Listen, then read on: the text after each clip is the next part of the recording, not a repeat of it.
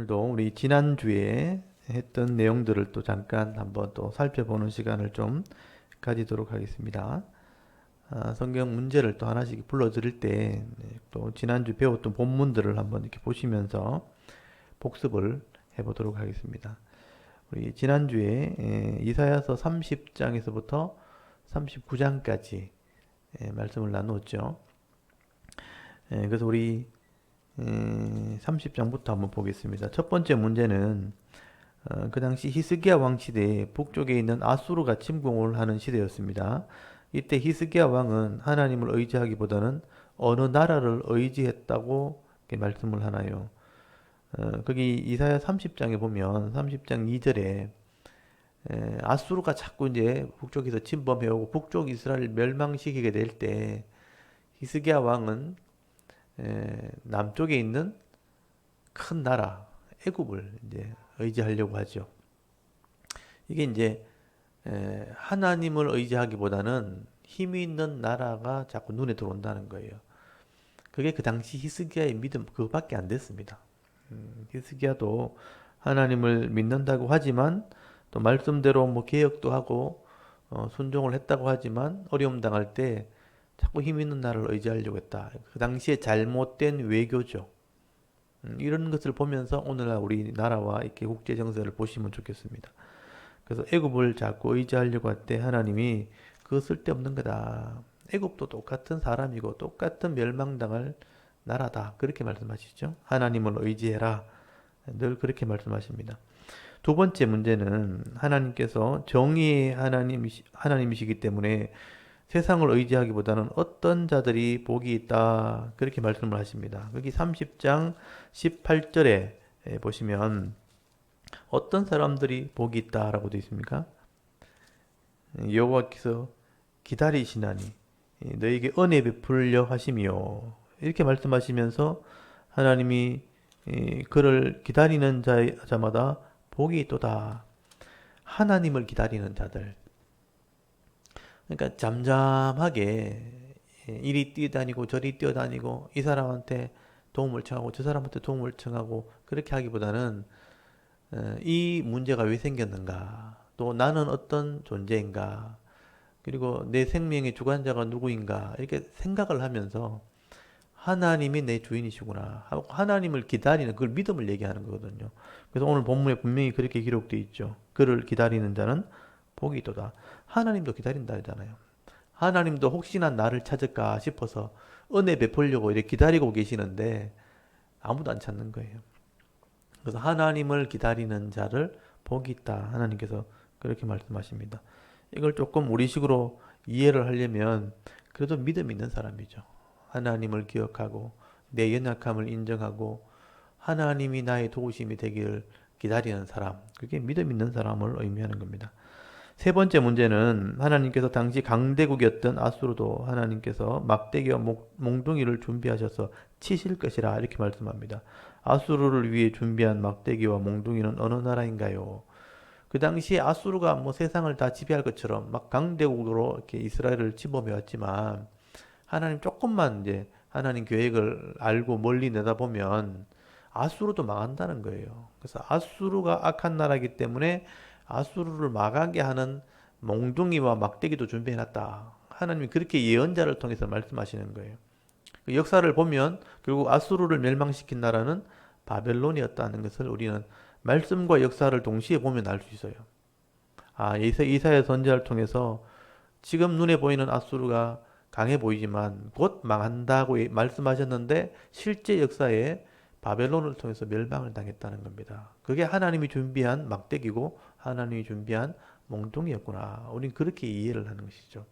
그래서 우리 눈에 보이는 것 그 이상으로 그 멀리 있는 하나님의 계획을 볼 수 있는 눈이 있는 사람. 그게 우리의 믿음이 되어야 되는 겁니다. 그 다음 네 번째, 남쪽 유다가 애굽의 말과 병거를 의지하려고 할 때 하나님께서 애굽 사람은 무엇이 아니며 그들의 말들은 육체요 무엇이 아니라 이런 말씀을 주셨어요. 이스라엘 사람들이 힘이 없으니까 군사력이 없으니까 애굽에 있는 말들이나 병거들이 탐이 나는 거예요. 그게 도움이 되었으면 좋겠는데 하고 기대를 하고 바라고 있었다는 거죠. 하나님 그거를 보시면서 너희들이 기대하는 애굽 사람들은 뭐가 아니다. 신이 아니다는 거죠. 사람이라는 거예요. 그리고 거기 이사야서 31장 여기 3절에 보시면 너희들이 기대하는 그 말들은 육체요 무엇이 아니라 영들이 아니다. 하나님의 영이 아니라는 뜻입니다. 그러니까 하나님이 우리를 도우시고 하나님의 영, 성령이 우리를 도우시는데 하나님을 의지하지 않고 성령을 의지하지 않고 자꾸 눈에 보이는 세상 사람들, 힘 있는 사람들, 또 그들의 무기, 병거들만 자꾸 의지하려고 할 때 하나님이 깨우치는 거죠. 내가 진짜 신이고 내가 진짜 영이다. 너희들이 의지할 분은 하나님이다 하는 것을 이사야를 통해서 말씀하시는 것입니다. 지금도 마찬가지죠. 지금도 우리 눈에 보이는 게 다가 아니라는 것을 꼭 아셔야 됩니다. 그 다음에 다섯 번째, 공의의 열매는 화평이요 공의의 결과는 무엇과 무엇이라. 이 공의는 하나님 말씀을 의미합니다. 이사야 선지자를 통해서 계속 말씀하시는 것은 공의와 정의라는 것은 처음 주었던 하나님 말씀이에요. 말씀의 기준이죠. 여러분 세상에는 힘 있는 사람이 기준을 만들잖아요. 지금 힘 있는 사람이 법을 만들잖아요. 법을 만들어서 기준을 다시 자꾸 세우는 거죠.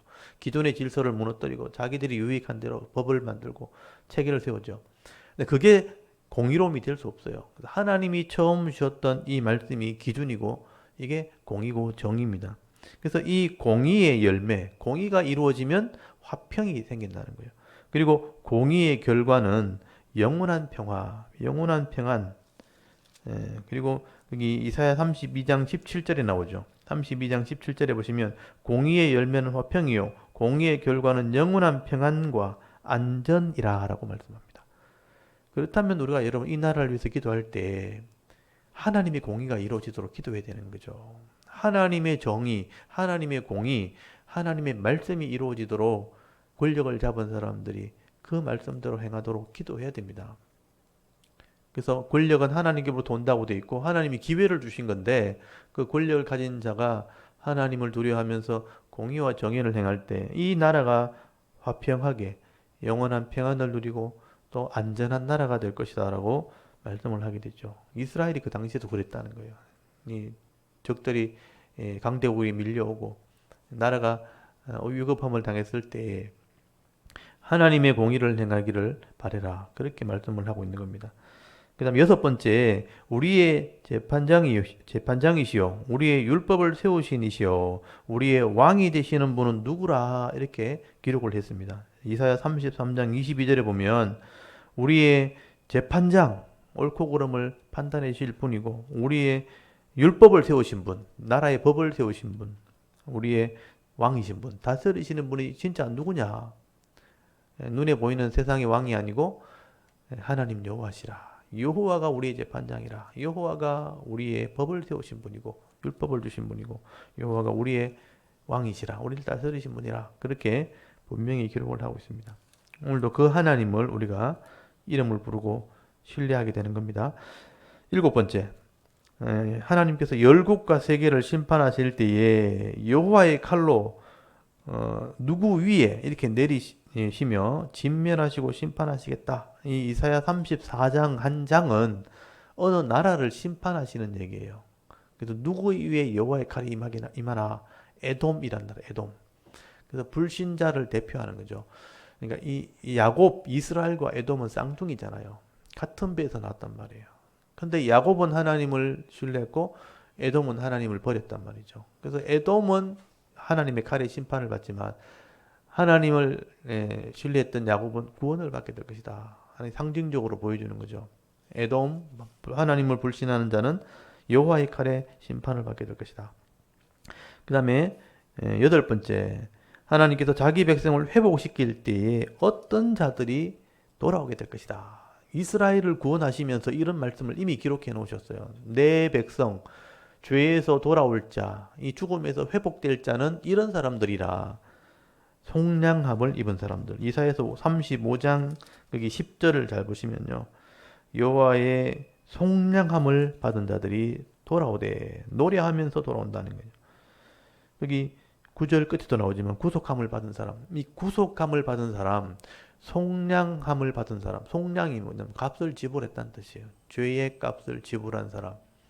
그 사람들만이 구원을 받게 되는 거다. 여러분 이게 신약에 똑같이 적용이 되잖아요. 예수님을 통해서 우리의 죄의 값이 지불된 사람만 하나님의 백성이 되는 겁니다. 하나님의 집에 들어가는 겁니다. 그래서 이 속량이라는 단어는 이미 하나님께서 이사야를 통해서 예언하셨고 예수님을 통해서 이루실 것을 말씀을 하고 있는 겁니다. 그 다음에 9번째, 이사야서 36장과 이제 39장까지 여기서 한 단락이 나눠지죠.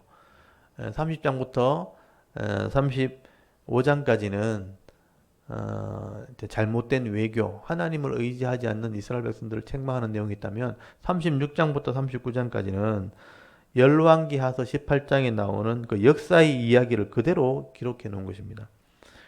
오늘 본문이 없지만 히스기야 왕은 아수르 왕에게 먼저 세금을 바치게 되는데요. 얼마를 세금으로 바치게 됩니까? 그래서 이 36장, 이사야서 36장에서 39장까지는 아수르가 이스라엘 남쪽 유다를 침범했을 때, 쳐들어왔을 때, 거기를 위협하는 그런 내용이죠. 그래서 히스기야가 세금을 바치고, 세금을 바쳐도 안 되고, 대군을 이끌고 이제 점령하러 내려왔을 때에 하나님을 의지하고 기도하는 장면이 나오는 그 내용이 역사서에 열왕기하서 18장에도 나오고, 또 이게 역대기서도 나오고, 이사야서 세 군데가 같이 나오는 겁니다. 이 역사에 있는 내용을 이사야서에 똑같이 기록해 놓은 거예요. 그 당시 있었던 사실을, 역사적인 내용을 그대로 기록해 놓은 거죠.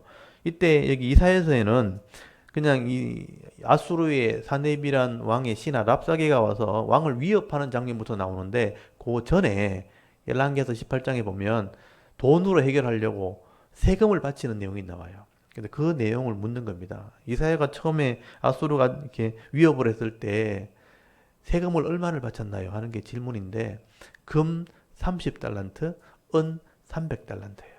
엄청난 양입니다. 1달란트가 36kg, 약 36kg예요. 그래서 금 30달란트면 1톤이 1톤, 순금 1톤, 그리고 은 10톤, 1톤 트럭에 10대를 은을 실어보낸 거죠. 엄청난 양을 세금을 줘서 이렇게 하면 나라가 구원될 줄 알았는데 여러분 악한 사람들은요 돈을 보면요 더 욕심이 생기는 겁니다. 그래서 얼마나 많길래 이것도 내놓나 하고 진짜 다 뺏으러 이제 쳐들어온 거죠. 히스기야가 그걸 몰랐던 거예요. 그래서 우리가 이 어려움을 조금만 내가 면하려면 힘 있는 사람 의지하면 되겠지 하고 힘 있는 사람 도와달라 했잖아요. 그 악한 사람이 도와주면요 악한 사람은 반드시 대가를 받도록 되어 있습니다. 그럼 나중에 더 큰 대가를 내놔야 돼요. 사람을 의지하면요 사람 공짜로 일하는 사람 아무도 없습니다. 사람을 의지하면 반드시 대가를 지불해야 됩니다. 그렇게 대가를 지불할 만큼 내가 우리가 넉넉하면 모르겠지만 그렇지 않다면 세상 의지하다가는 부도납니다. 부도. 망합니다. 그래서 도울 힘이 없는 사람을 의지하기보다는 우리의 생명을 주관하시는 하나님을 의지하는 게 훨씬 지혜로운 겁니다. 훨씬 믿음 있는 겁니다. 히스기야 왕도 이런 세금을 통해서 더 큰 어려움을 당하게 되었다 하는 얘기를 기록하게 되죠. 10번째, 히스기야를 치러왔던 아수르 왕의 이름은 무엇인가요? 실제 역사 속에 히스기야 남쪽 유다를 히스기야 왕 때 침범한 나라가 있죠. 그때 아수르입니다. 아수르의 그때 왕이 누구였느냐? 이사야 36장 1절에 보시면 산헤립이라는 왕이에요. 산헤립. 실제 역사의 이름이 나옵니다. 산헤립이라는 왕이 남쪽 유다 히스기야 왕을 대군을 이끌고 18만 5천 명의 군대를 이끌고 쳐들어오게 되죠. 그때 히스기야가 돈 다 바쳤는데 힘은 없고 그때 이제 하나님을 의지하게 되는 그 모습이 나오게 된 겁니다. 11번 아수르 왕은 히스기야에게 보낸 아수르 왕은 히스기야 왕이 신하를 하나 보내게 되는데 그 신하의 이름은 무엇인가요? 아수르 왕이 보낸 신하의 이름 이게 랍사게라는 이름이에요. 랍사게 이름도 좀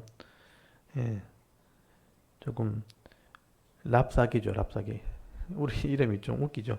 랍사게 좀 얍삽하게 생겼죠. 랍사게란 종이 이게 와가지고 이게 사신으로 왔죠. 대신으로 와가지고 그 히스기야 대신들, 히스기 신하들을 조롱을 하고 히스기야 왕을 조롱하고 히스기야가 믿는 하나님을 조롱하고 백성들을 무시하죠. 그러면서 항복하라 이렇게 말을 하는 것을 보게 됩니다. 그때 이제 왕이 수치를 당하는 거죠. 우리나라 옛날에 임금들이 대국에 있던 신하들에게 조롱을 당했던 것처럼 지금 히스기야가 그 아수르의 신하한테 조롱을 당하게 되는 장면이 나옵니다. 그게 신하가 바로 랍사게라는 신하입니다. 12번째, 아수르 왕의 신하는 어느 나라를 믿지 말라 이렇게 위협을 하죠. 너희들이 믿고 있는 나라가 어디냐? 그 나라 아무것도 아니다.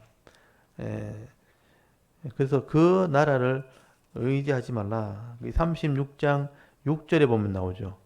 네가 애굽을 믿는도다. 그 애굽은 그 애굽 강가에 갈대가 많으니까 상한 갈대다. 썩은 갈대 같은 그 애굽을 의지하느냐 하면서 너희가 의지하려고 하는 그 애굽 의지하지 마라. 아무것도 아니다 하고 조롱을 하죠. 그 다음에 13번째, 아수르 왕의 신하는 또 누구에게 미혹되지 말라 하면서 조롱을 합니다. 이게 히스기야 왕입니다. 히스기야 왕을 믿지 마라. 너희 왕은 힘도 없고 능력도 없다. 아무것도 없다 하면서. 그래서 히스기야 왕을 백성들 앞에서 조롱을 하는 것을 보게 됩니다. 그 다음 14번째, 히스기야가 세상의 왕들을 의지하지 않고 다른 신에게도 구하지 않고 하나님께 나아가 도움을 구할 때 아수르를 이기게 할 것이라고 응답하십니다. 그런데 누구를 위해 내가 이 성을 보호해 준다. 하나님이 히스기야의 기도를 들으시고 내가 도와준다. 그리고 너를 보호해 준다 하면서 단서를 달았어요. 너를 위해서 하는 게 아니고 오늘 본문을 잘 보시면 이사야 37장 35절 이게 굉장히 중요한데 우리 성도님들 이걸 잘 못 봐요. 이걸 자세히 보셔야 돼요. 내가 너를 보호해주고 너를 지켜주는데 단서가 뭐냐? 내가 나를 위해서 하는 거다. 이 의미를 잘 보셔야 됩니다.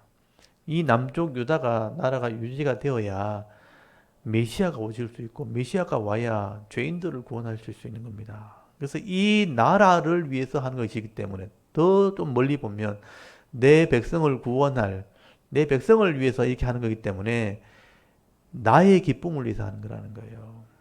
내가 나를 위해서 너를 지켜주는 거다. 그 이야기를 하고 있는데 히스기야는 그게 무슨 말인지 그 당시에 못 알아들었어요. 자기가 잘난 줄 알았어요. 내가 기도했더니 하나님이 들어줬다. 이거밖에 몰라요. 그러니까 우리 성도님들 대부분 그래요.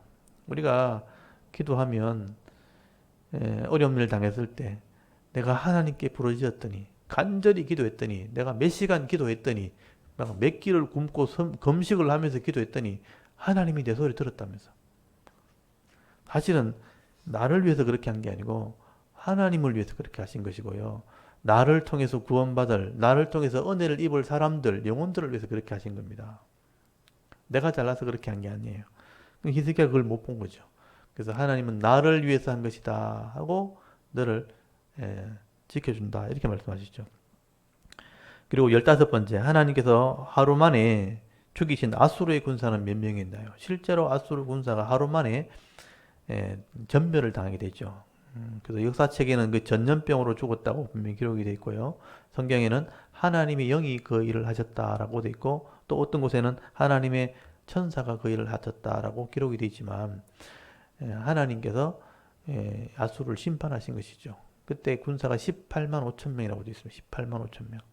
아수르의 정규 군사들 18만 5천이 예루살렘을 치러 왔다가 전염병으로 다 하루아침에 죽는 일이 벌어졌다. 히스기야가 하나님을 의지할 때 하나님 이런 표적을 보여주신 거죠. 내가 하나님이고 내가 살아있는 하나님이면서 이런 증거를 통해서 보여주신 것입니다. 그 다음에 16번째, 히스기야가 병들어 죽게 되었을 때 히스기야는 하나님께 통곡을 하며 기도하죠. 이때 하나님께서 몇 년의 삶의 기회를 더 주셨나요? 또 히스기야가 사명을 다하고 나서 이제 죽을 때가 됐다고 이제 천국 오라고 하니까 히스기야가 나 죽기 싫다고 통곡을 하는 거죠. 젊은 나이에 할 일 많다면서 살려달라고 애원을 하고 통곡을 할 때 하나님이 한 번 기회를 주신 거죠. 그래서 몇 년을 더 주셨나? 15년을 더 살게 하신 겁니다. 그래서 이 살게 하신 이유도 잘 아셔야 돼요. 그 당시에 히스기야가 아들이 없었기 때문에 후사가 없었기 때문에 아들 후사를 위해서 15년을 더 연장시켜 주신 거예요. 그래서 믿음 있는 아들을 잘 양육해서 다음 후대 왕으로 세울 것을 하나님께서 기회를 주신 것이죠. 근데 이새가 그 사명 감당하지 않습니다. 15년 더 산 것, 그 기적을 경험한 것, 그것에 만족해버리고 더 이상 사명을 감당하지 않게 됐죠. 그 다음에 17번째, 하나님께서 히스기야의 병을 낫게 하시고 예루살렘 성을 지켜주시고 구원하시는 것은 사실은 누구를 위해서 하신 것이라고 말씀하나요?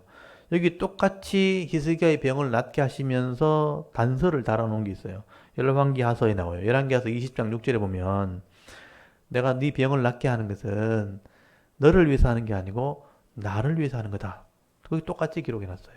그리고 다윗을 위해서 하는 거다. 이 성을 지켜주고 예루살렘 성을 지켜주고 너의 생명을 내가 연장시켜 주는 것은 나를 위해서 하는 것이고 다윗을 위해서 하는 거예요. 다윗의 후손인 예수 그리스도를 위해서 하는 거죠. 그러니까 나를 위해서 하는 거예요. 그러니까 나의 사역을 위해서 너를 잠깐 더 쓰는 거다. 그게 하나님의 은혜라는 것이죠. 그 단서를 달아서 히스기야에게 말을 하게 되는데 우리가 이제 히스기야의 기도, 히스기야의 열심, 히스기야의 눈물만 본 거예요. 아, 우리도 어려움 당하면 울면 되겠구나. 뭐 간절히 구하면 되겠구나. 아닙니다. 내가 합당해야 되는 거예요. 하나님의 말씀에 합당해야 되고 내가 하나님 앞에 그런 사명이 있어야 되는 겁니다. 그래서 이제 이런 부분들을 잘 보시기 바랍니다.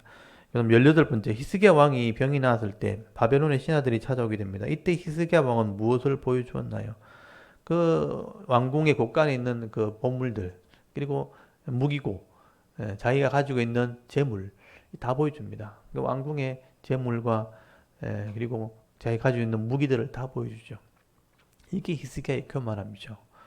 하나님께서 히스기야의 믿음을 달아보려고 바벨론의 신하들을 이렇게 보냈는데 병이 나았다고 위로하려고 보냈는데 왜 병이 나았나 물어봤을 때 어떻게 이런 은혜가 이렇게 있게 되었나 물어봤을 때 하나님의 은혜를 하나님의 능력을 전해야 되는데 자기가 굉장히 능력 있는 것처럼 자기 보물을 자랑하고 자기 무기를 자랑하고 히스기야가 18만 5천 명이 죽었던 이런 경험을 했을 때 바벨론 신하들이 어떻게 그렇게 적들을 다 이길 수 있었나 할 때 자기 무기를 자랑한 거예요.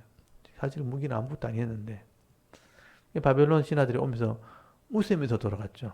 아무것도 없는데 하나님이 그렇게 했는데 하면서 나중에 바벨론이 이제 유다를 치러 내려오죠. 보고 왔으니까 아무것도 아니니까. 근데 히스기야는 자기가 그런 줄 알고 자랑하고 교만할 때 하나님이 책망하시죠. 네 보여주는 게 뭐냐? 이러면서 이사야를 보내가지고 책망하는 것을 보게 됩니다. 그 다음 19번째 하나님께서는 이사야 선지자를 보내어 히스기야 왕을 책망을 합니다. 문제는 지금 히스기야 선지자로 오타가 났네요. 히스기야 왕을 책망합니다. 제가 보여준 것을 다 빼앗기게 네가 보여주는 것을 다 빼앗기게 될 것을 말씀할 때 히스기야는 무엇이라고 말하나요?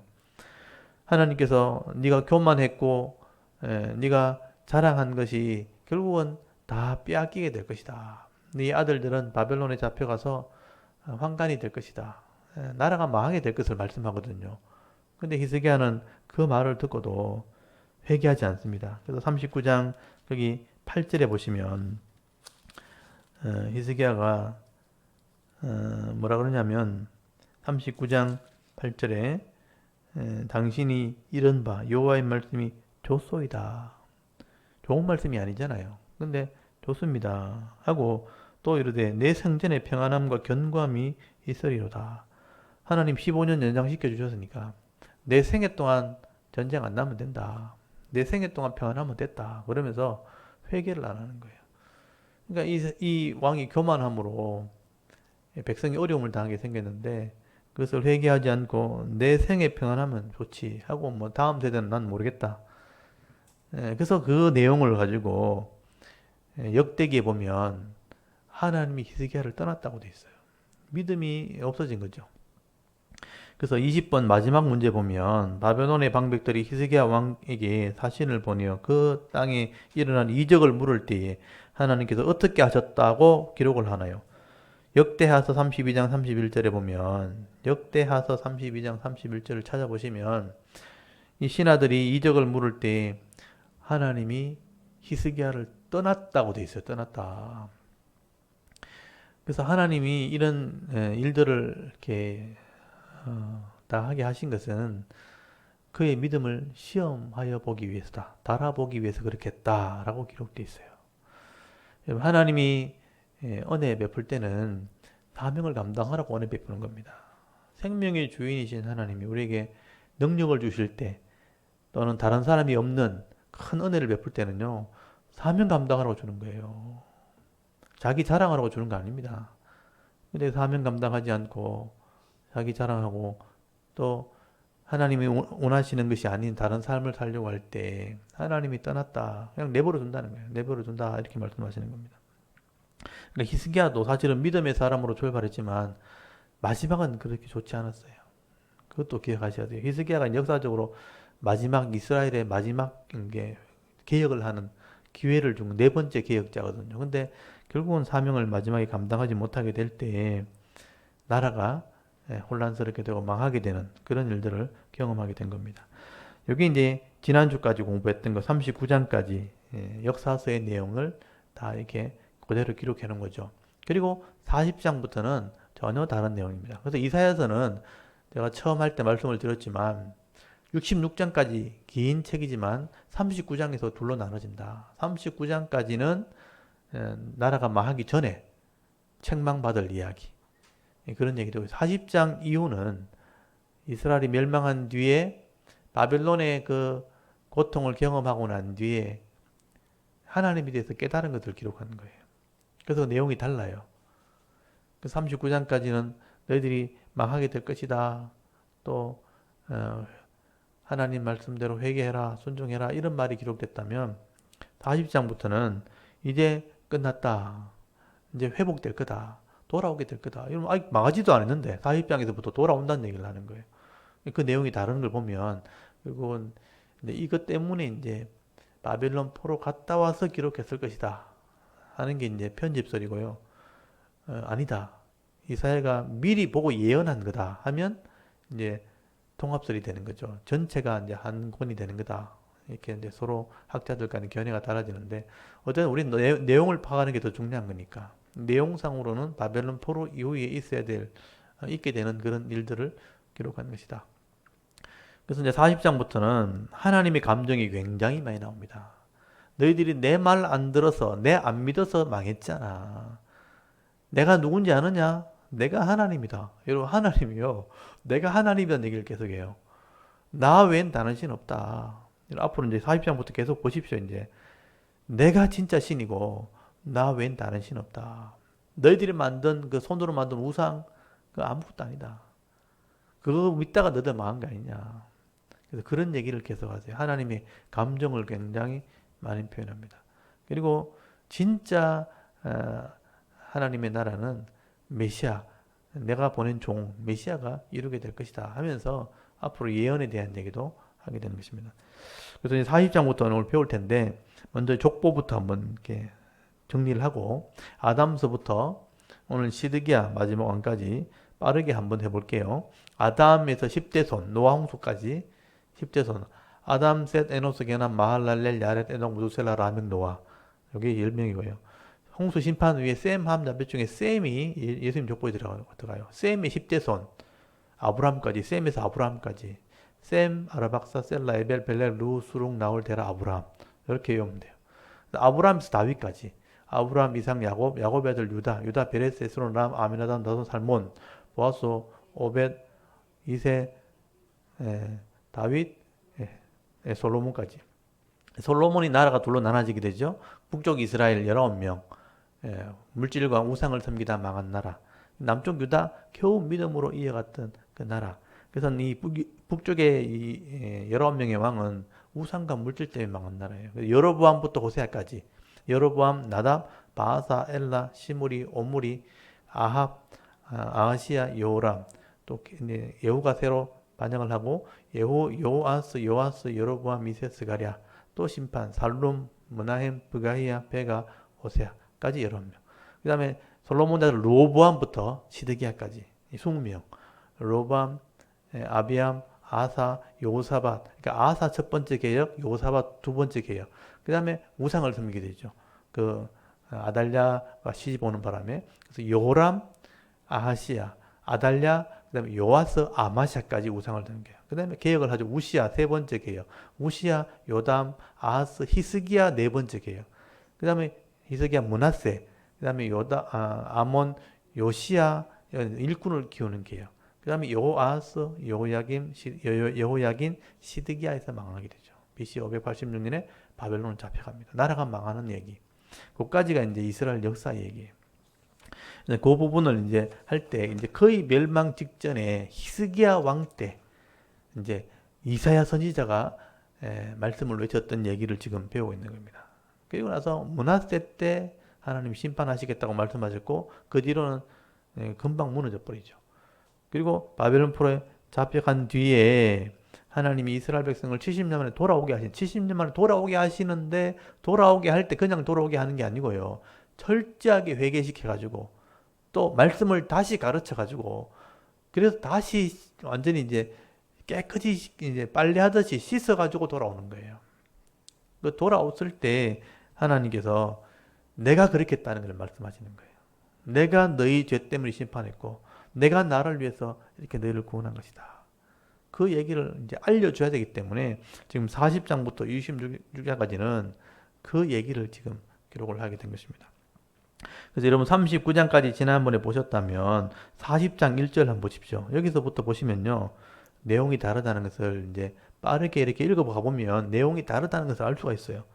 40장 1절을 한번 보십시오. 거기 보시면 하나님이 어떤 분인지를 지금 얘기하고 있는 거죠. 그래서 하나님을 한번 봐라 이러면서 하나님이 어떤 존재인지를 계속 설명하고 있습니다.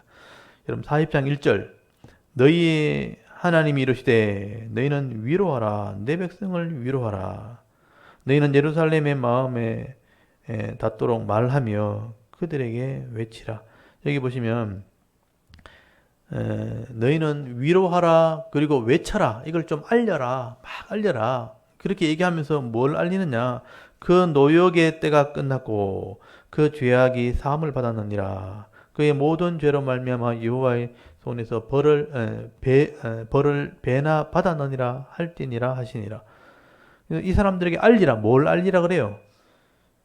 노역의 때가 끝났다는 거예요. 아까 히스기야 왕 지금 39장에 히스기야 왕 얘기 나오는데 히스기야 왕 나오고 난 뒤에 곧 나라가 망하거든요. 근데 아직 나라가 안 망했는데 끝났다는 얘기를 하고 있잖아요. 이게 좀 뭔가 많이 안 맞죠. 이거는 바벨론 끝나고 난 뒤에 이런 얘기를 할 수 있다는 거죠. 노역의 때가 끝났고 죄는 사함 받았고 그 죄로 말미암아 하나님의 손에 벌을 배나 받았다. 이걸 알려라. 그렇게 시작하는 거예요. 그리고 3절 외치라. 그러니까 많은 사람이 들을 수 있도록 외쳐라. 뭘 외쳐라는 거예요. 뭘 외치는지 한번 보세요. 외치는 자의 소리요. 그러니까 사람들이 소리를 외치면 그 소리한테 외치는 거예요. 소리여 이르되 너는 광야에서 여호와의 길을 예비하라. 사막에서 우리 하나님의 대로를 평탄하게 하라. 골짜기마다 돋으며 산마다 언덕마다 낮아지며 구르지 아니한 곳은 평탄하게 하며 험한 곳이 평지가 될 것이요 여호와의 영광이 나타나고 모든 육체가 그것을 함께 보리라. 이는 여호와 입이 말씀하셨느니라. 소리를 보고 외쳐라. 하나님이 가는 길을 좀 예비해라. 평지는 좀 낮추고 꺼진 데는 좀 둬두고 평탄하게 길을 만들어라. 여러분 예전에 군생활 하신 분들은 사단장이라 이렇게 오면요 그 밑에 쫄병들 난리 납니다. 뭐 이렇게 홍수가 나고 비가 와가지고 홈 파인 데 있으면요 전부 다 길 막 닦고요 평탄하게 하고 난리가 납니다. 그러니까 별이라도 하나 뜨면요 하여튼 근데 청소하고 난리 나거든요. 사병들은 나오면 안 됩니다. 또 뒤에 숨어 있어야 돼요. 별이 왔는데 갑자기 사병이 나오면 안 되니까 전부 다 이제 청소해 놔놓고 뒤에 숨어 있거든요. 그러니까 사단장이나 이 별들이 쫙 이렇게 나타나면 길에 탁 나타나는 그 길을 예비하거든요. 똑같아요. 하나님이 지금 오시니까 길 예비해라. 그리고 6절 보세요. 말하는 자의 소리여 이르되 또 소리한테 말하죠. 외치라. 뭘 좀 외치라. 대답하되 내가 무엇이라 외치니까 하니까 이르되 모든 육체는 풀이요 그 모든 아름다움은 꽃과 같으니 푸른 마르고 꽃은 시들면 여호와의 기운이 그 위에 불미라. 이 백성은 실로 풀이로다. 푸른 마르고 꽃은 시드나 우리 하나님 말씀은 영원히 서리라고 외쳐라는 거예요. 그러니까 인생이 아무것도 아니라고 외쳐라는 거예요. 하나님이 지금 나타나실 때 너희 인생들 아무것도 아니다고 말해라. 우리 인생은 그냥 풀과 같다. 우리 인생에 가장 화려할 때가 그냥 풀의 꽃 같다. 하나님이 뜨거움으로 임하시면 풀은 마르고 꽃은 시들어 없어지는데 하나님과 하나님의 말씀은 그대로 있다. 그래서 하나님의 말씀이 영원히 서겠다. 이런 하나님 말씀은 하나님의 임재를 상징하는 거예요. 하나님 보이지 않잖아요. 보이지 않는 하나님 말씀으로 임하시니까, 말씀으로 보여지니까, 나타나니까 이런 말씀은 곧 하나님이 되는 거예요. 그래서 이 말씀은 이 땅, 하나님의 창조 세계에서 늘 존재하게 되는 거죠. 그래서 변하지 않는다. 이 말씀이 영원히 서게 될 것이다. 그래서 말씀대로 하나님이 다스리시고 말씀대로 하나님께서 일하실 것을 말씀하는 거예요. 이걸 외치라는 거예요. 그러니까 우리가 이걸 기억해야 된다는 거죠. 어느 시대든지 간에 하나님 말씀이 변함이 없다는 것을 알아야 된다. 보세요. 평탄케 해라. 이 말을 외쳐라. 그리고 나서 9절 아름다운 소식을 시온에 전하는 자여 너는 높은 산에 오르라. 아름다운 소식을 예루살렘에 전하는 자여 너는 힘써 소리를 높이라. 두려워하지 말고 소리를 높여 유다 성읍들에게 이르기를. 그러니까 유다 성읍에 가서 이 소식을 전하는 자들은 좀 말해라. 뭘 말했냐? 너희 하나님을 보라. 이게 핵심이에요. 너희가 믿지 못해가 망했잖아요. 그 망하게 하신 그 하나님이 누군지 아느냐? 하나님을 한번 다시 봐라. 하나님을 봐라. 너희가 믿지 못했던 그 하나님이 어떤 분인지 다시 한번 봐라. 이걸 외치라는 거예요. 이걸 좀 알게 해라.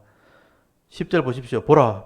주 여호와께서 장차 강한 자로 임하실 것이요. 친히 그의 팔로 다스릴 것이라.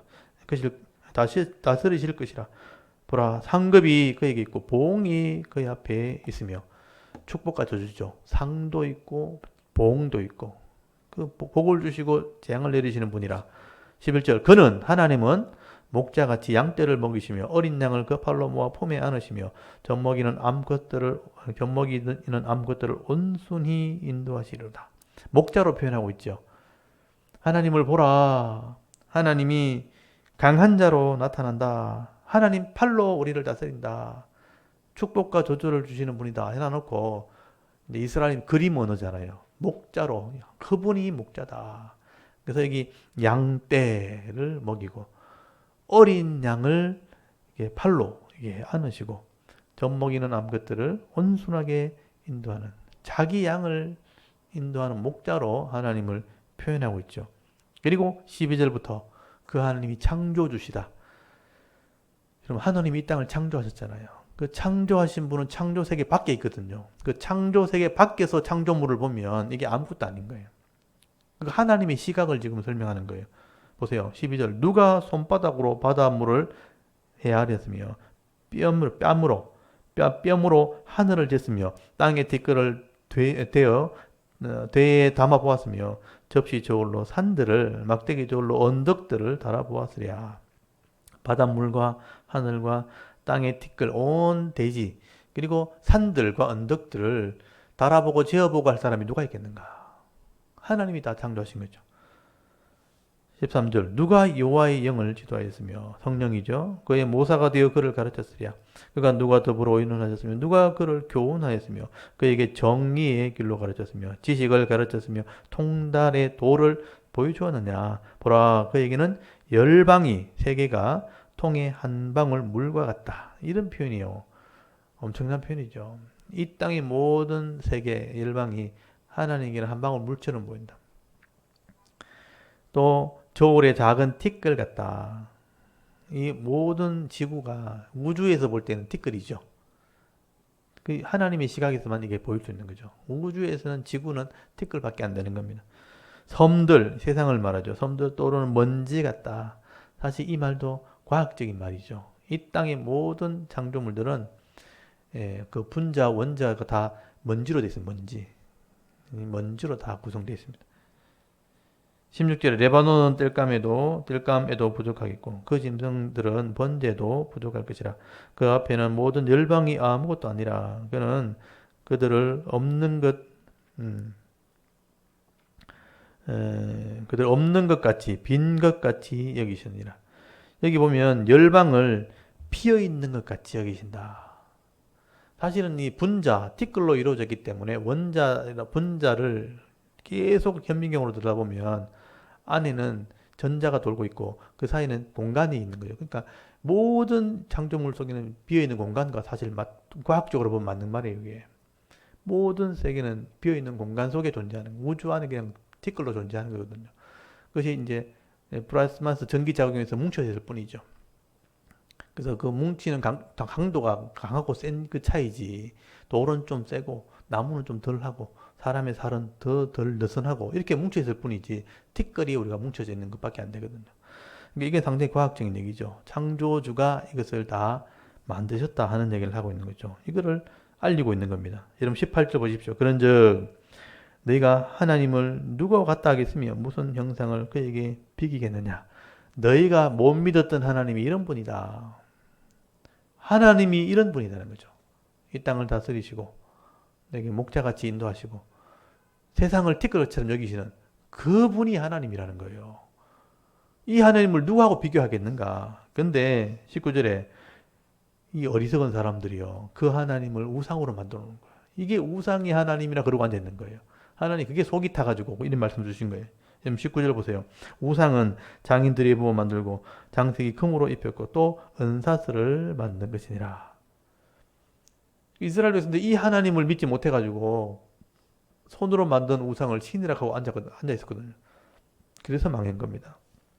20절에 궁핍한 자는 거제를 드릴 때에 썩지 아니하는 나무를 택하고 지혜로운 장인들과의 우상을 만들어 흔들리지 않도록 세우느니라.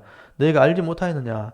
내가 듣지 못하느냐? 태초부터 내게 전하지 않느냐? 땅의 기초가 창조될 때부터 내가 깨닫지 못하느냐? 그는 하나님이죠. 하나님은 땅 위 궁창에 앉으시나니 땅에 사는 사람들은 메뚜기 같으니라. 그가 하늘을 차일같이 펴셨으며 거주할 천막같이 지셨고 귀인들을 펴하시며 세상에 사사들을 헛되게 하시나니 그들은 겨우 심기고 겨우 뿌려졌으며 그 줄기가 겨우 땅에 뿌리를 박자 곧 하나님이 입김을 부시니 그들은 말라 회오리 바람에 불려가는 촉에 같도다. 땅을 다스리시는 하나님을 이렇게 표현한 거예요.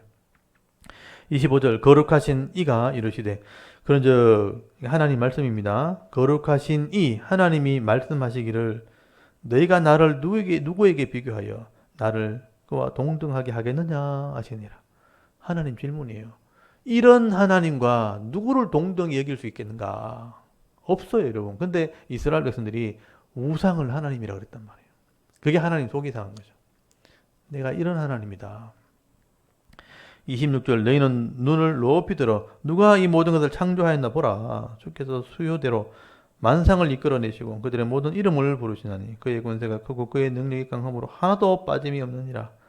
그래놓고 이제 27절 야곱아 이제 이스라엘을 부른 거예요. 야곱아 어찌하여 네가 말하며 이스라엘아 네가 이르기를 내 길은 여호와께 숨겨졌으며 내 송사는 내 하나님께 벗어난다 하느냐. 여러분 이스라엘이 나라가 망하고 바벨론의 포로 잡혀갔을 때 하나님 없다면서 하나님의 나라가 망할 수가 있나? 하나님 없으니까 망했지. 이런 막 불평을 했을 거예요, 분명히. 우리 그렇잖아요. 성도라 그래놓고 또 예배 드린다 해놓고 마지막에 인생에 큰 어려움을 당하면 내가 이때까지 하나님 믿었는데 이러면서 하나님이 그럴 수 있나? 하나님 없다면서 내가 어떻게 했는데 이러면서 그렇게 할 때 하나님이 이스라엘을 불러가지고 너희 길이 숨겨졌고 네가 억울할 때 송사했을 때 내 송사가 하나님께 벗어났다. 하나님을 날 버렸다. 이렇게 말했다는 거예요. 왜 그렇게 말하느냐? 지금 그렇게 말하는 거예요. 잘 들어보십시오. 28절에 너는 알지 못하느냐? 듣지 못하느냐? 영원하신 하나님 여호와 땅끝까지 창조하신 이는 피곤하지 않으시며 곤비하지 않으시며 명철이 한이 없으시며 피곤한 자에게 능력을 주시며 무능한 자에게 힘을 더하시나니 이게 하나님이래요. 창조주시에요. 하나님은 피곤하지 않고 능력이 한이 없어요. 그런 하나님을 들어보지 않았느냐. 30절 소년이라도 피곤하며 곤비하여 장정이라도 넘어지며 쓰러지되 이게 우리 인생이죠. 젊다 할 때 우리가 모든 걸 다 할 수 있을 것처럼 얘기하지만 장정이라 해가지고 내가 모든 것을 다 견딜 수 있는 것처럼 말하지만 다 곤비하고 쓰러진다는 인생은 쓰러지죠. 쓰러지되 31절 오직 여호와를 앙망하는 자는 새 힘을 얻으리니 그랬잖아요. 하나님이 주시는 능력이죠. 이런 피곤치 않고 창조주가 되시는 분이 주시는 능력이 있다는 거예요. 우리 육신은 피곤하고 인약하지만 새 힘을 주시는 은혜가 있다. 여호와를 앙망하는 자들에게. 앙망한다는 게 바라본다 또는 사모한다, 쳐다본다 뭐 이런 의미거든요. 하나님을 바라보는 자들에게는 새 힘을 주시리니, 새 힘을 얻으리니 독수리가 날개치며 올라간 것. 이 그림 문어죠. 이거는 늘 봐왔기 때문에 독수리가 힘있게 날개치며 올라가는 그 모습을 늘 봤기 때문에 이런 힘, 독수리가 날개치며 올라감 같은 그런 힘 올라감 같을 것이요. 다른 박질하여도 곤비하지 아니하고 걸어가도 피곤치 아니하리로다. 이렇게 하시는 분이 하나님이라. 그래서 40장 이렇게 읽어보면 하나님 감정이 좀 느껴집니까? 내가 이런 하나님인데 너희들이 나를 안 믿었지? 이렇게 말하는 거예요. 그래서 내가 창조주다는 거예요. 내가 이 땅을 다스리고 내가 이 땅을 심판하시는 하나님인데 나를 이렇게 믿으라, 의지해라. 여호와를 앙망하는 자들에게 새 힘을 주시리라.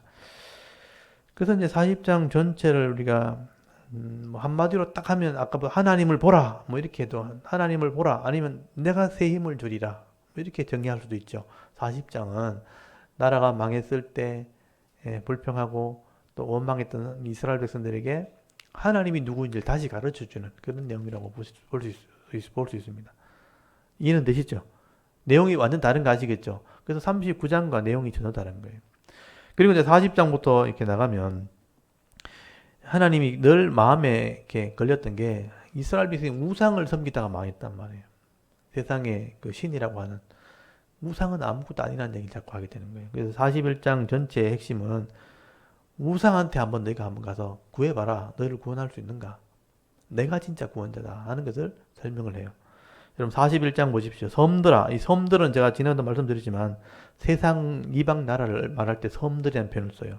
이스라엘 땅에서 볼 때 세상이 섬처럼 보이거든요. 섬들아 내 앞에 잠잠하라. 민족들아 그러죠. 세상 사람들 말하죠. 힘을 새롭게 하라. 가까이 나오라. 그리고 말하라. 우리가 서로 재판 자리까지 가까이 나가자. 이제 누가 동방에서 사람을 일깨워 공의로 그를 불러 자기 발 앞에 이르게 하였느냐. 여기 동방에서 사람을 일깨워서 공의로 불러온 자가 있다 그러죠. 이게 이제 나중에 결국 이스라엘 백성들은 어느 나라에 망합니까?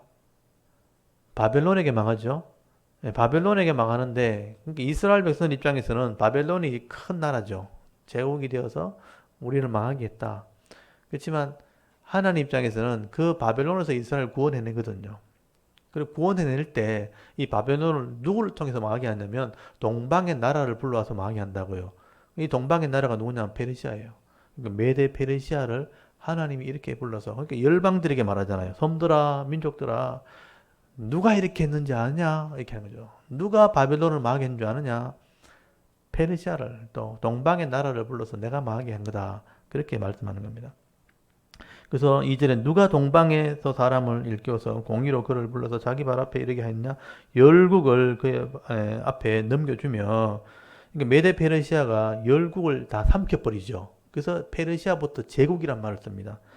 그래서 왕들을 다스리게 하되 그들이 그의 칼에 티끌 같게 그의 활에 불리는 촉에 같게 하며 그가 그를 쫓아가서 그의 발로 가보지 못한 길을 완전히 지났나니 4절 이 일을 누가 행하였느냐. 이 페르시아라는 나라를 불러서 바벨론을 무너뜨리고 열방을 차지하게 한 게 누구냐는 거예요. 누가 이 일을 행했느냐. 누가 이루었느냐. 누가 처음부터 만대를 불러내느냐. 나 여호와라. 여기 이제 핵심이죠. 내다. 나 여호와다. 여호와가 하나님 이름이에요. 그래서 나 여호와라. 처음에도 나요. 나중에 있는 자도 내가 곧 그니라. 하나님이 바벨론을 통해서 이스라엘 망하게 하시고 또 페르시아를 통해서 바벨론을 망하게 하신 분이 누구냐? 나 여호와라. 나 여호와를 동그라미 쳐주십시오. 나 여호와라. 5절 섬들이 보고 두려워하며 땅끝이 무서워 떨며 함께 모여와서 각기 이웃을 도우며 그 형제에게 이르기를 너는 힘을 내라 하고 목공을 동그라미 치십시오.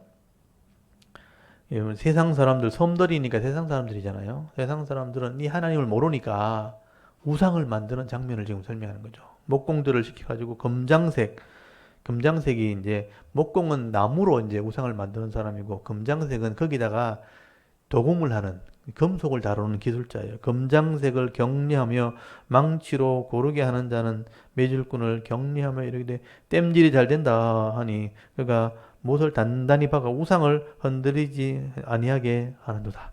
여러분, 기술자들이 와가지고 나무를 깎고 쪼개고 해가지고 금을 입혀가지고 망치질 해가 겨우 이제 넘어지면 안 되니까 안 넘어지게 자기가 세워놓고, 와, 잘 만들었다. 그리고 거기 절한다는 거예요.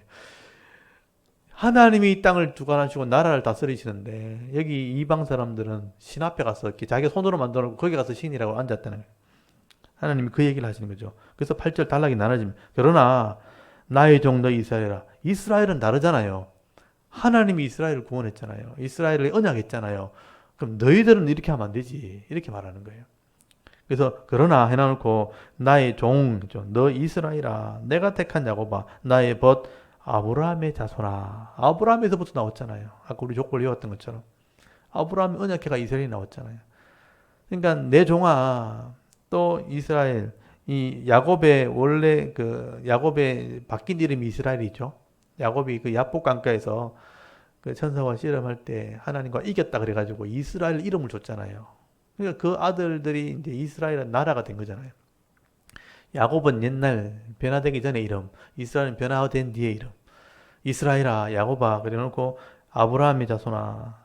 그리고 3절, 내가 땅 끝에서부터 너를 붙들며 땅 모퉁이에서부터 너를 부르고 네게 이르기를 너는 나의 종이라 내가 너를 택하고 싫어하여 버리지 아니하였다 하였노라. 이방 사람들은 나를 모르지만 너희들은 나를 모른다 하면 안 되지. 이렇게 얘기하죠. 내가 너를 불렀고 너희들은 내 종이라. 10절, 두려워하지 말라. 왜냐면 망했으니까. 나라가 망하고 하나님이 없는 것처럼 느꼈는데 알고 보니까 그 하나님이 우리를 다스리고 있는 거예요. 그래서 두려워하지 마라. 내가 너와 함께 하면 놀라지 말라. 나는 네 하나님이 됨이라. 내가 너를 굳세게 하리라. 참으로 너를 도와주리라. 참으로 나의 오른손, 의로운 오른손으로 너를 붙들리라. 우리가 어려움 당할 때 이 말씀을 꼭 기억해야 되는 거예요. 우리가 어려움 당하면요, 하나님 없는 것처럼 느껴져요. 나 혼자 인생이 그냥 벌어진 것처럼 느껴지거든요. 그때 하나님 다 알고 있다는 거예요. 네 생명이 끊어지지 않았다면 하나님이 붙들고 있는 거예요. 여러분, 생명을 이 땅에 보내신 분이 하나님이잖아요. 사명 다 하면 데려가시겠죠. 근데 아직 생명을 이렇게 붙들고 있는 것은 할 일이 남아 있는 거예요. 그래서 하나님 붙들고 있는 거예요. 하나님이 허락하지 않으면 우리가 하나님 나라를 갈 수 없어요. 그래서 내가 생명이 아직 남아 있으면 이걸 기억해야 돼요. 내가 너와 함께 함이라. 놀라지도 말고 나는 네 하나님이 됨이라. 내가 너를 굳세게 하리라. 참으로 너를 도와주리라. 참으로 나의 의로운 오른손으로 너를 붙들리라. 그랬어요. 이건 하나님 백성에게 하시는 말씀이에요. 11절에 보라. 네게 노하던 자들이 수치와 욕을 당할 것이요. 너와 다투는 자들은 아무것도 아닌 것 같이 될 것이며 멸망할 것이라. 네가 찾아도 너와 싸우던 자들은 만나지 못할 것이요. 너를 치는 자들은 아무것도 아닌 것 같고 허무한 것 같이 되리니. 여러분, 그 당시에 이스라엘 백성들에게 이스라엘을 노했고 다투고 싸우고 치던 사람이 누굽니까? 이스라엘 망하게 했던 바벨론이죠. 그 바벨론이 두려워가지고 벌벌 떨면서 나라가 망했기 때문에 하나님이 그 바벨론에게 벌벌 떨고 있을 때 이거 바벨론 아무것도 아니다. 너를 치던 자들, 너와 싸우던 자들, 또 너와 다투던 자들 아무것도 아닌 것처럼 내가 해버릴 거다. 바벨론 망한다는 얘기죠. 13절, 이는 왜 그렇게 하냐? 나 여호와 너의 하나님이 네 오른손을 붙들고 네게 이르기를 두려워하지 말라. 내가 너를 도우리라 할 것임이니라. 버러지 같은 너 야곱아. 그러니까 나라가 망한 상태, 비참한 상태를 지렁이, 원래는 지렁이라고 되어 있거든요. 지렁이, 벌레 또는 이렇게 벌레 같은 야곱아, 비참한 야곱아 이런 뜻이에요. 예, 너희 이스라엘 사람들아 두려워하지 말라. 여호와가 말하노라. 내가 너를 도울 것이라. 네 주속자는 이스라엘의 거룩한 이니라. 보라, 내가 너를 이가 날카로운 새 타작기로 삼으리니. 지금은 비참한 상태에 있는 이스라엘이지만 하나님이 이스라엘을 타작기, 곡식을 떨어내는 새로운 타작기로 내가 만들어 놓는데 날카로운 이빨을 가진 타작기가 된다는 거예요. 너희들이 세상을 세상을 타작하는, 세상을 깨트리는 그런 나라가 된다는 뜻입니다.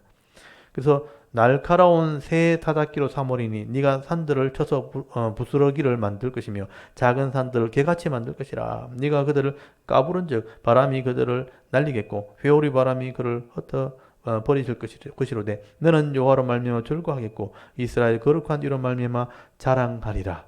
하나님이 이스라엘을 회복시키겠다는 뜻이에요.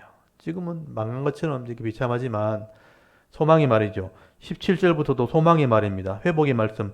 가련하고 가난한 자가 물을 구하되 물이 없어서 갈증으로 그들의 혀가 마를 때에 나 여호와가 그들에게 응답하겠고 그랬죠. 이게 목마른 이스라엘로 지금 표현하고 있지만 하나님이 응답하겠다는 겁니다. 나 이스라엘의 하나님이 그들을 버리지 아니할 것이라.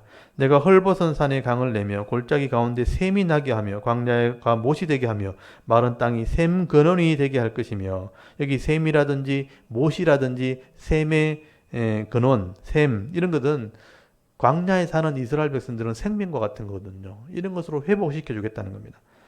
19절에 내가 광야에서는 백향목과 시띠나무와 화석류와 덜감람나무를 심고 사막에는 잣나무와 소나무와 황양목을 함께 두리니 무리 바보고 여호와의 손이 지으신 바요 이스라엘의 거룩하신 이가 이것을 창조하신 바인 줄을 알며 함께 헤아리며 깨달으리라. 회복의 말씀을 주는 거예요. 지금은 전쟁에 졌고 나라가 망했는 것처럼 두려워 떨고 있고 버러지 같은 그런 야곱의 모습이지만 내가 이렇게 회복시켜 줄 거다. 소망의 말씀을 하고 있는 것입니다. 그리고 21절 너희들이 의지하던 우상 아무것도 아니다. 여기서부터 이제 단락이 나는 우상은 아무것도 아니다.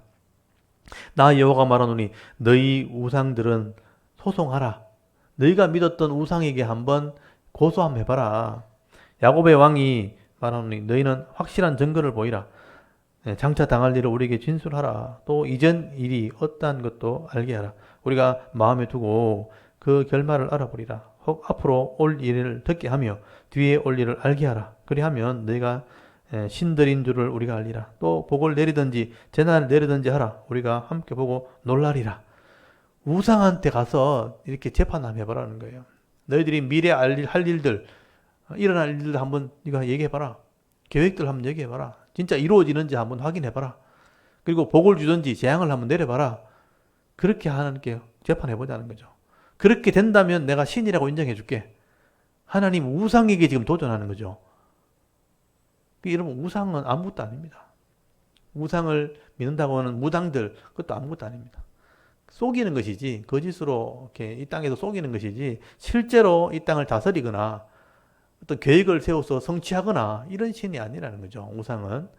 그래서 그런 증거가 아무것도 없다는 것이죠. 그래서 24절에 보십시오. 보라 너희는 아무것도 아니며 너희 일은 허망하며 너희를 택하는 자는 가증하니라. 이게 우상의 실체예요. 너희는 아무것도 아니에요. 우상은 아무것도 아니에요. 사람 손으로 만든 거예요. 영적인 존재가 귀신이 있지만 거기는 허망한 것입니다. 속이는 것입니다. 그리고 너희가 택한 우상은 가증한 것이다. 아무것도 아니다 라고 실체를 드러내고 있죠. 25절 보십시오. 단락이 나눠지죠. 내가 한 사람을 이렇게 북방에서 오게 하며 내 이름을 부르는 자를 해돋는 곳에서 오게 하였나니 이게 아까 말했던 페르시아 그러니까 한 사람이라고 정했기 때문에 이 사람이 페르시아 왕이 첫 번째 왕이 고레스거든요.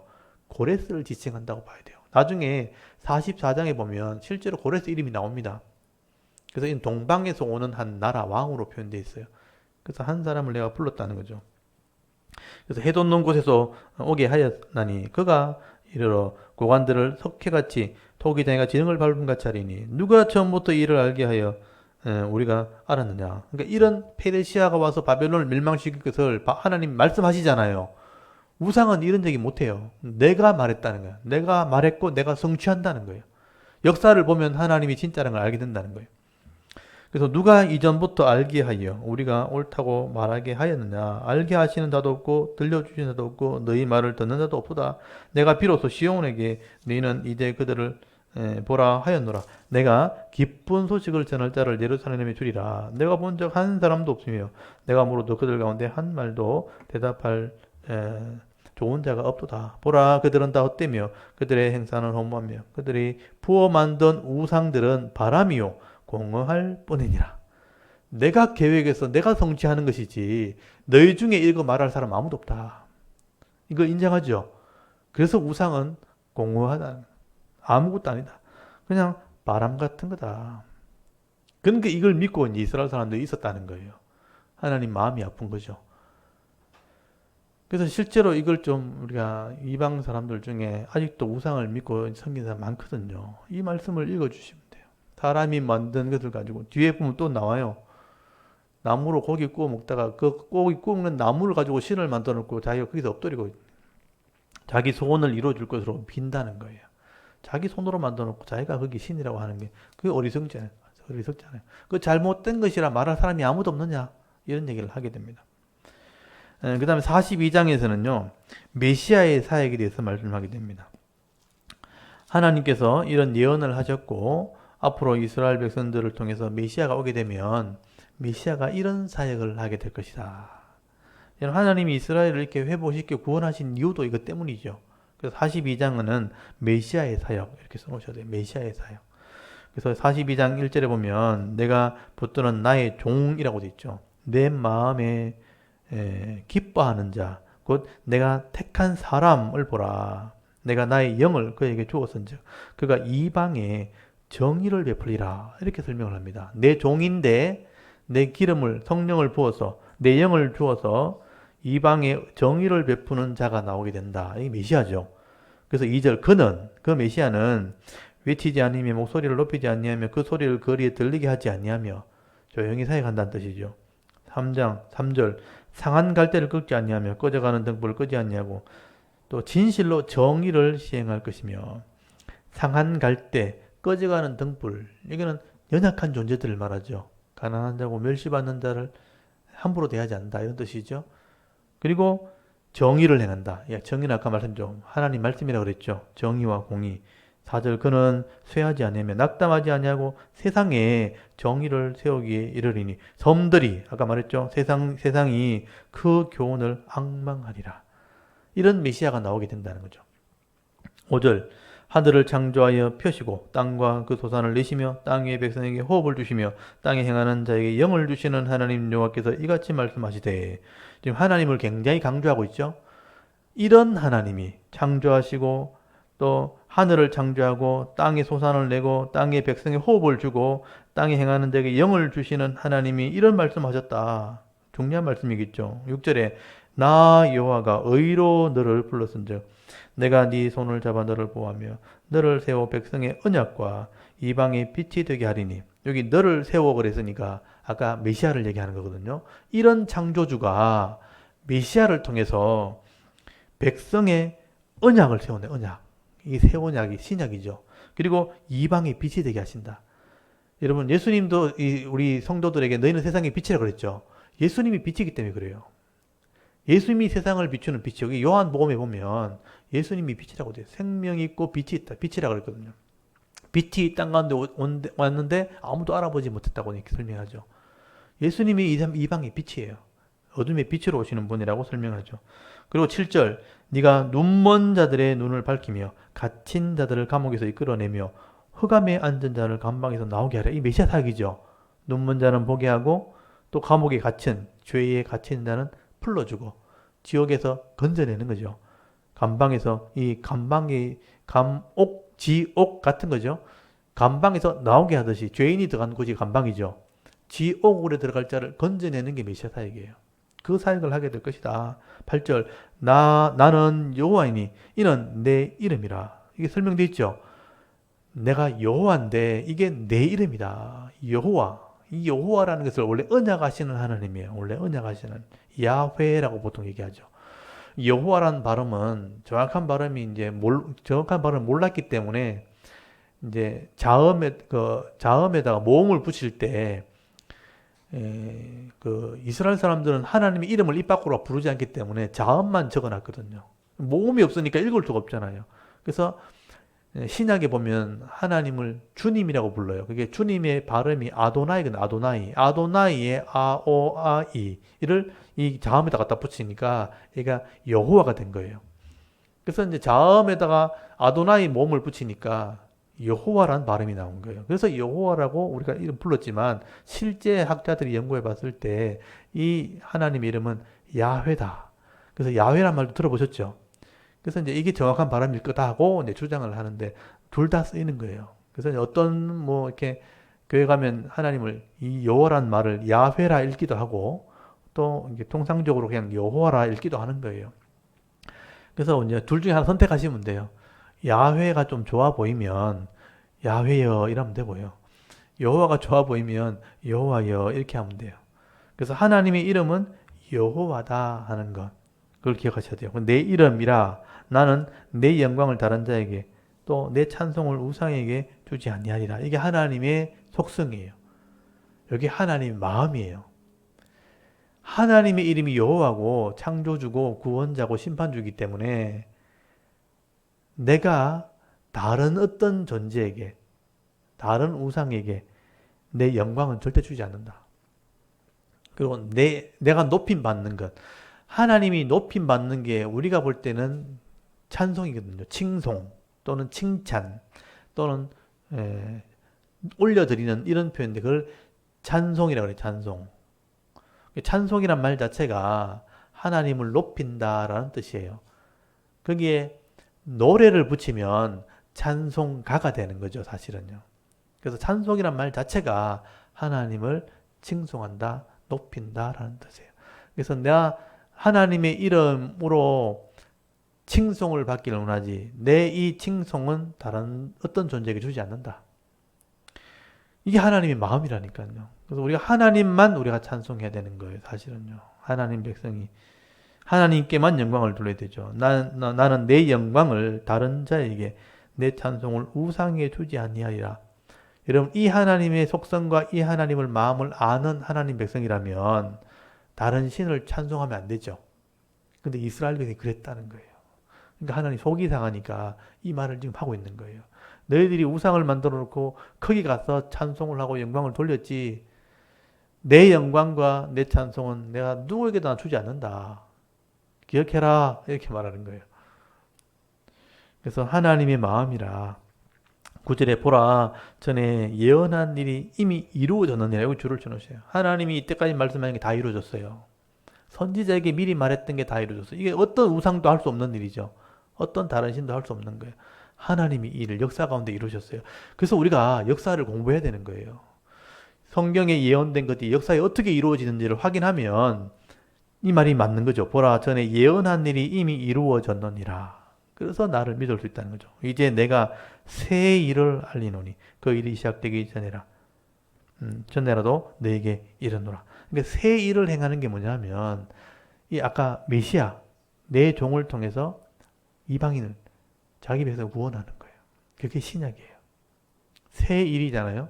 새 언약. 그게 이방인이 구원받는 것. 내 백성을 구원받는 그게 하나님의 새 일을 내가 하게 될 것이다. 그러면 이스라엘 백성이 회복돼야 되는 거예요. 바벨론 갔다 와야 되는 거예요. 그래서 내가 이 일을 계획하고 있다라고 말씀합니다. 그래서 10절부터는요. 하나님의 찬송입니다. 찬송. 이런 하나님을 찬송해라. 하나님이 이런 말씀하시죠. 나를 찬송해라. 10절부터 보십시오. 항해하는 자들과 바다 가운데 만물 모든 것이죠. 만물 섬들 세상 모든 사람들이죠. 섬들과 거기 사는 사람들아 여호와께 새 노래로 노래하며 땅 끝에서부터 찬송해라. 찬송하라 그러죠. 광야와 거기에 있는 성읍들과 게달 사람이 사는 마을들은 소리를 높이라. 셀라의 주민들은 노래하며 산 꼭대기에서 즐거이 부르라.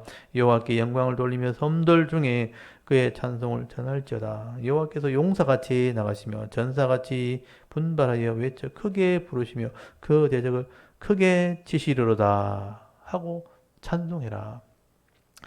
여러분이 이제 인생을 살아가면서 은혜가 있고 감사가 있을 때 이렇게 찬송할 내용을 가지고 있으면 좋겠죠.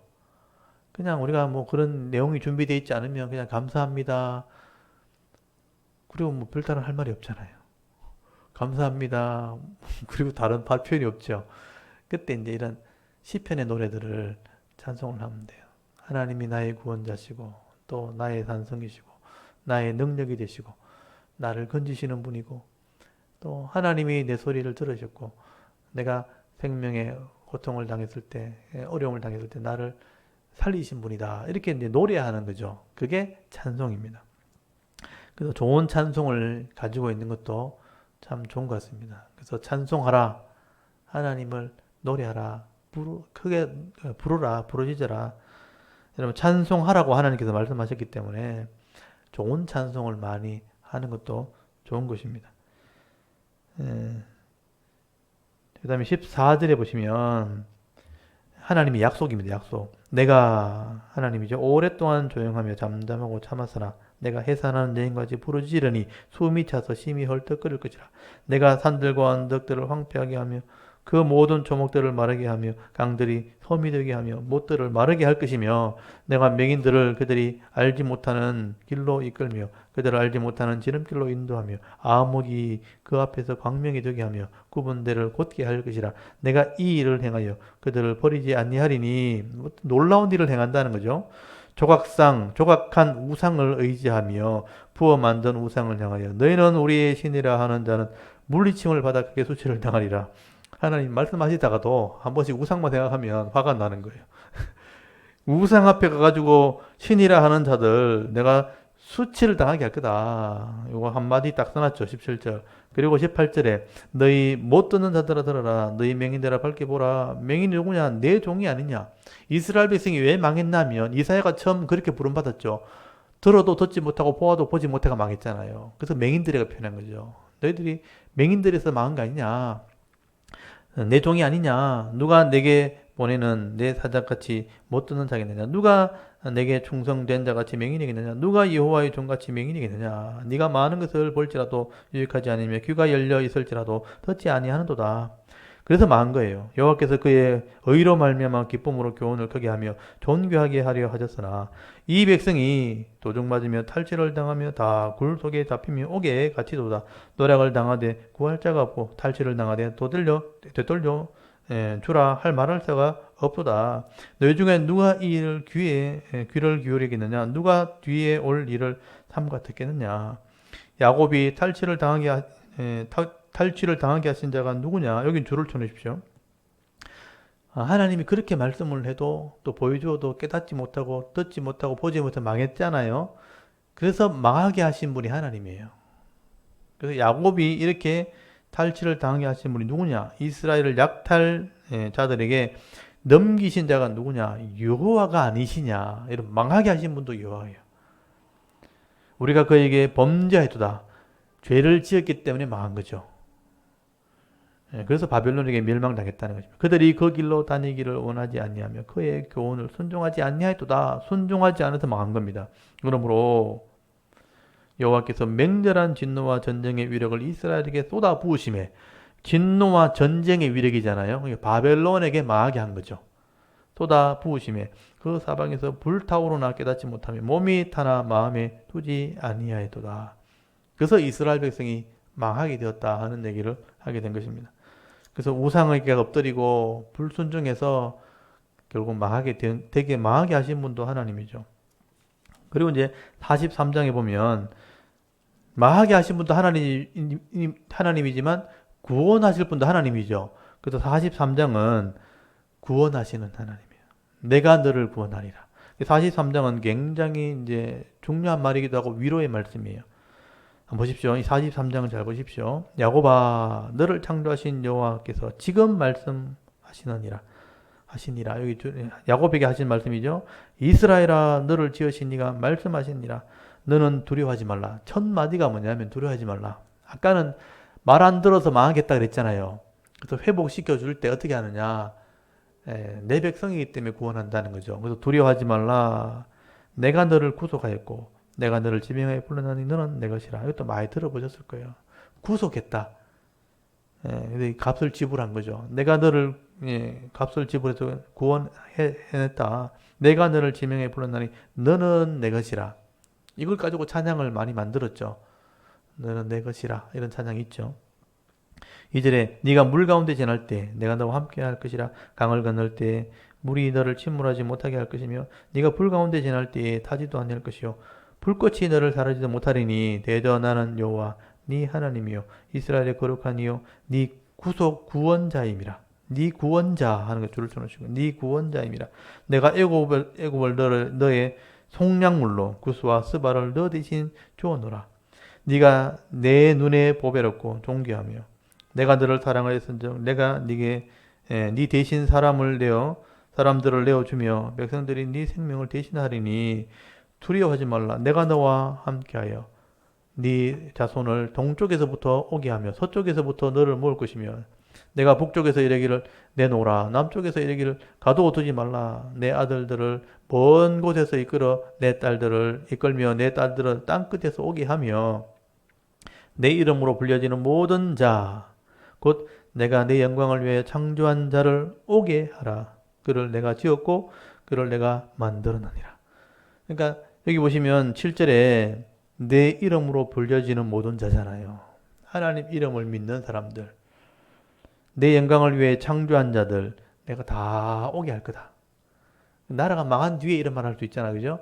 나라가 망했을지라도 내 백성은 내가 다 구원할 거다. 아까는 범죄에서 망하게 했고 내 이름을 부르는 자는 다 내가 돌아오게 할 거다. 이게 하나님 약속이죠. 구원할 것이라. 8절에 눈이 있어도 보지 못하고 귀가 있어도 듣지 못하는 백성을 이끌어내라. 열방은 모였으며 민족들이 회집하였는데 그들 중에 누가 이 일을 알려주며 이전 일을 우리에게 들려주겠느냐.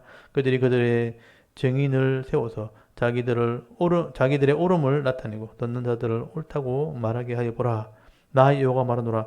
너희는 나의 증인 나의 종으로 택함을 입었나니. 여기 줄을 쳐놓으십시오. 너희는 나의 증인 나의 종으로 택함을 입었다. 그래서 이스라엘 백성이 구원을 받게 되면요, 바벨론에서 하나님 은혜를 입고 돌아오게 되면 사명이 하나 있는데 그게 뭐냐? 하나님이 증인이에요. 우리가 신약시대의 죄인으로서 하나님 앞에 예수를 믿고 구원받잖아요. 하나님 자녀 되면 우리의 사명이 뭐냐 하면 예수님 증인 되는 거예요. 똑같아요. 이스라엘 백성들이 하나님의 증인인 것처럼 신약의 성도들은 예수님의 증인이 되는 거죠. 그래서 이건 우리 사명을 얘기하는 거다. 증인되는 사명이다. 이는 너희가 나를 알고 믿으며, 알고 믿는 거죠. 내가 그인 줄을 깨닫게 하려 함이라. 나의 전에 지원받은 신이 없었느니라. 나의 후에도 없으리라. 다른 신은 없습니다. 나는 여호와라. 나 외에는 구원자가 없느니라. 여기 줄을 쳐놓으시고요. 나 외에는 구원자가 없습니다. 나중에 신앙에 가면 예수 이름 외에는 구원자가 없다고 또 얘기하죠. 똑같은 말이에요. 하나님이 예수님을 계획하셨고 예수님이 곧 하나님이시기 때문에 하나님 외엔 다른 구원자가 없는 겁니다. 12절에 내가 알려주었으면 구원하였으며 보였고 너희 중에 다른 신이 없나니 그러므로 너희는 나의 증인이요 나는 하나님이라. 여기 똑같이 설명되어 있죠. 너희는 내 증인이고 나는 하나님이라. 여호와의 말씀이니라. 과연 태초로부터 나는 그이니 내 손에서 건질 자가 없도다. 내가 행하리니 누가 막으리요. 14절에 너희의 구속자여 이스라엘의 거룩한 이 여호와가 말하노라. 너희를 위하여 내가 바벨론에 사람을 보내어 모든 갈대아 사람에게 자기들이 연락하던 배를 타고 도망하여 내려가게 하리라. 나는 여호와 너희의 거룩한 이요 이스라엘의 창조자여 너희의 왕이니라. 지금 바벨론에 잡혀가는데 바벨론의 사람들을 쫓아보낸다는 거예요. 그럼 이스라엘은 구원받겠죠. 그렇게 하실 분이 하나님이라. 내가 창조자고, 거기 15절 잘 보세요. 나는 거룩한 자요 내가 창조자요 너희의 왕이다는 거예요. 하나님이 진짜 왕이에요. 16절에 나 여호와가 이같이 말하노라. 바다 가운데 큰 물 가운데 지름길을 내고 병거와 말과 군대의 용사를 이끌어내어 그들이 일시에 엎드러져 일어나지 못하고 소멸하기를 꺼져가는 등불 같게 하였느니라. 너희는 이전 일을 기억하지 말며 옛날 일을 생각하지 말라. 보라 내가 새 일을 행하리니. 이 새 일이 뭐냐면요, 바벨론이 돌아오면, 이스라엘이 바벨론에서 돌아오면 다시 성전이 세워지고 그 회복된 이스라엘을 통해서 메시아가 나온다는 거죠. 그래서 메시아가 나옴을 통해서 이방인이 다 구원받게 돼요. 그게 새 일이에요. 바벨론이 망하는 것은 이제 옛날 일이잖아요. 옛날 일을 기억하지 말라는 거죠. 이걸 통해서 새 일이 일어나게 되는데 이방인이 구원받는 거죠. 이게 하나님의 계획이라는 거죠. 새 일을 행하리니 이제 나타낼 것이라. 내가 그것을 알지 못하겠느냐. 반드시 내가 광야에서 길을 사막의 강을 내리니. 이게 하나님의 기적을 표현할 때 이런 말 쓰죠. 광야에는 길이 나고, 그게 사막에는 강을 내리라. 광야에는 어디로 갈지 아무도 모르잖아요. 근데 길이 나면 갈 수 있죠. 그리고 사막에 목말라 죽잖아요. 근데 강이 생기면 생명을 얻게 되죠. 그런 일을 하나님이 행하신다는 거죠. 20절에 장차 덜짐승고 성냥이 맡아도 나를 존경할 것이라. 내가 광야의 물을 사막의 강들을 내어 내 백성 내가 택한 자에게 마시게 할 것이라. 내 백성이죠. 내 백성 내가 택한 자를 마시게 할 것, 생명을 얻게 한다는 것입니다. 이 백성은 내가 나를 위해 지었나니 나를 찬송하게 하려 함이니. 그래서 이 백성을 하나님 왜 지었나? 찬송하게 하려고. 이 찬송 아까 말했죠. 하나님을 높이려고. 우리가 왜 구원받았는가? 하나님을 높이게 하려고. 내 정인 되게 하려고. 그래서 하나님 우리를 구원하신 것입니다. 그래서 22절 그러나 야곱아 너는 나를 부르지 아니했고 이스라엘아 너는 나를 괴롭게 여겼으며, 그러니까 그 망하게 된 그 상태를 얘기하는 것이죠. 네 번제의 양은 내게로 가져오지 아니하였고 네 제물로 나를 공경하지 아니하였느니라. 예배를 멸시했다는 뜻입니다. 나는 제물로 말미암아 너를 수고롭게 하지 아니하였고 유행으로 말미암아 너를 괴롭게 하지 아니하였거늘 너는 나를 위하여 돈으로 향품을 사지 아니하며 희생의 그름으로 나를 흡족하게 하지 아니하고 네 짐으로 나를 수고롭게 하며 네 죄악으로 나를 괴롭게 하였느니라. 네 짐으로, 네 죄악으로. 원래 바른 예배를 드리면 죄가 속해지고 인생의 짐이 무거워진 것이 가벼워지게 되거든요. 근데 그 회개를 안 하는 거예요. 바른 예배를 안 드리니까 그 죄 짐을 지고 인생 가운데 고통 가운데 그냥 살아가는 거예요. 그게 하나님 마음을 아프겠다는 거죠. 25절 곧 나는 나를 위하여 내 허물을 도말하는 자니 네 죄를 기억하지 아니하리라. 여기도 줄을 쳐놓으시고요. 나를 위해서 그렇게 하는 거예요. 하나님이 자기 백성을 구원하는 것은 자기 백성을 찾아내는 거거든요. 하나님이 기쁨이란 말이죠. 내 기쁨을 위해서 너희를 구원하는 거다. 이게 하나님 마음이죠. 내가 나를 위하여 네 허물을 도말하는 자니 네 죄를 기억하지 않냐. 이게 하나님 마음입니다. 너는 나에게 기억이 나게 하라. 우리가 함께 변론하자. 너는 말하여 네 의로움을 나타내라. 네 시조가 범죄하였고 너의 교사들이 나를 배반했나니 그러므로 내가 성소의 어른들을 욕되게 하며 야곱이 진멸당하도록 내주며 이스라엘이 피방거리가 되게 하리라. 그래서 이 시조가 죄를 지었고 그 교사들이 배반했다는 것은 처음 애굽에서 나온 이스라엘 백성들이 하나님 배반했고 그 선지자들이 말했을 때 듣지 않았거든요. 그래서 망한 거거든요. 그래서 바벨론 갔다 오는 거다. 그 얘기를 하고 있는 것이죠. 그리고 44장, 45장에는 아까 바벨론이 망한다 그랬죠. 바벨론이 포로 잡혀가지만 바벨론 망한다 그랬죠. 바벨론을 망하게 하는 그 나라가 페르시아라 그랬죠. 페르시아의 첫 번째 임금이 누구라 그랬죠? 고레스라 그랬죠. 고레스에 대한 얘기를 하게 되는 것입니다.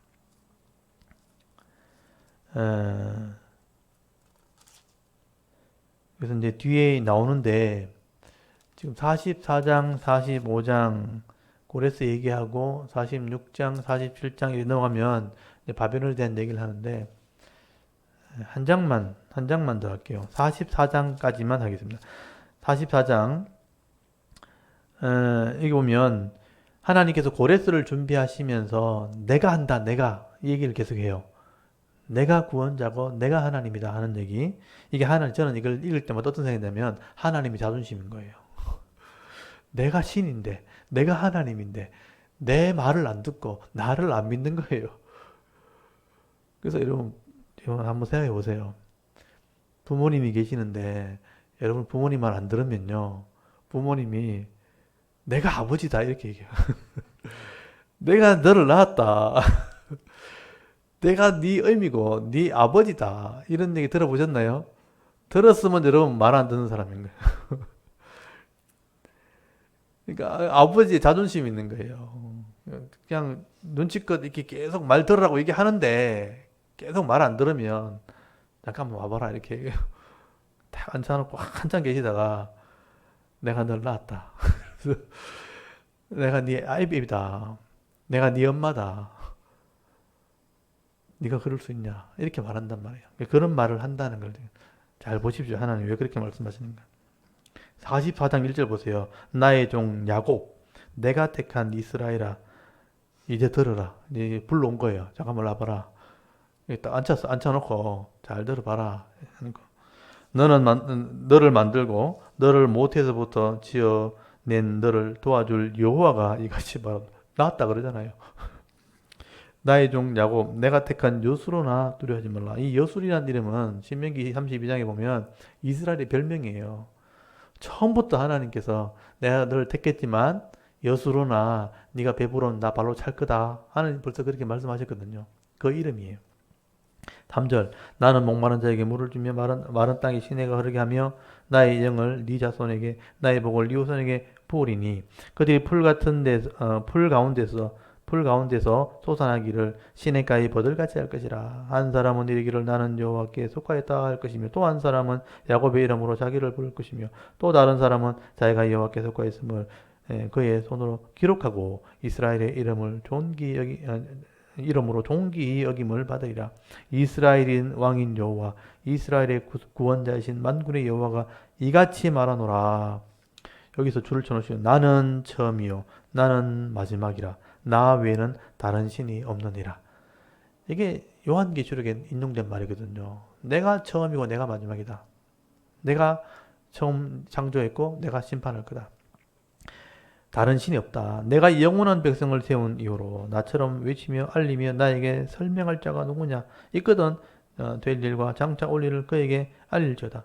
너희는 두려워하지 말며 겁내지 말라. 내가 예로부터 너에게 듣게 하지 아니하였느냐. 알리지 아니하였느냐. 너희는 나의 증인이라. 나 외에 신이 있겠느냐. 과연 반석은 없나니 다른 신이 있음을 내가 알지 못하노라. 그리고 9절 우상을 만드는 자는 다 허망하도다. 또 하나님 또 이제 우상 생각하면 또 화가 나는 거예요. 우상은 아무것도 아닌데 이러면서 나는 허망하도다. 그들이 원하는 것들은 무익한 것이거늘 그것들의 정인들은 보지도 못하며 알지도 못하니 그러므로 수치를 당하리라. 여기 수치를 당한다는 말을 쓰면서 우상을 쫓아가다가는 다 부끄러움을 당한다는 거예요. 신상을 만들며 무익한 우상을 부어 만든 자가 누구냐. 보라 그와 같은 무리들이 다 수치를 당할 것이라. 그 대장장이 들은 사람일 뿐이라. 그들이 다 모여 서로 서서 두려워하며 함께 수치를 당할 것이니라. 철공, 철을 다루는 기술자들은 철로 연장을 만들고 숯불로 일하며 망치를 가지고 그것을 만들며 그의 힘센 팔로 그 일을 하나 배가 고프면 기운이 없고 물을 마시지 아니하면 피로하니라. 철공은요 망치로 그냥 두들겨서 우상을 만든다는 거예요.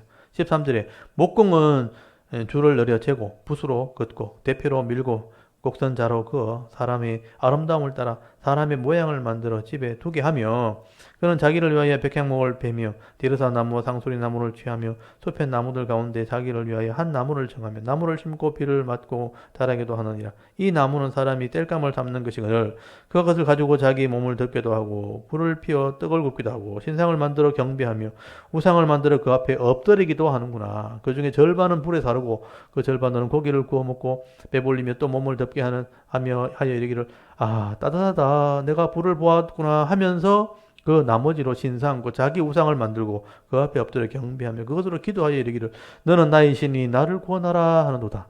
어리석다는 거죠. 그 나무로 고기 다 구워 먹고 배부르다 따뜻하다 그리고 그걸로 또 신을 만들어 놓고 나를 구원하라 이렇게 얘기한다는 거예요. 참 어리석다. 18절에 그들이 알지도 못하며 깨닫지도 못하면 그들의 눈이 가려져서 보지 못하며 그들의 마음이 어두워서 깨닫지 못함이라.